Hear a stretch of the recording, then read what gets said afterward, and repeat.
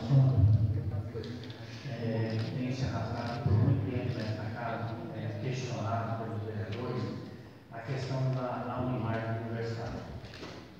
A gente tem acompanhado nos últimos dias aí que uma hora é a prefeitura que está levando uns ônibus escolares, aqueles ônibus amarelinhos, outra hora é a empresa de Campo Grande e outra hora é a Fênix.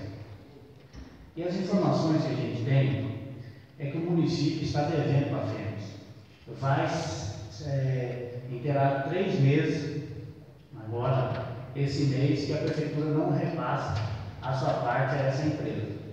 Então, senhor presidente, essas pessoas universitárias estão sendo prejudicadas com esse não pagamento da prefeitura à Unimark. Então, eu gostaria, senhor presidente, que esta casa, todos os vereadores, eu tenho certeza que esta casa ela tem defendido os interesses da nossa população em geral.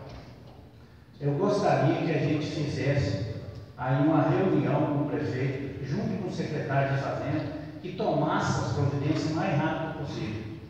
Então, existe hoje a empresa, que é a Fênix, e eu tenho certeza que ela deve estar prestando serviço aos universitários como tem no contrato lá.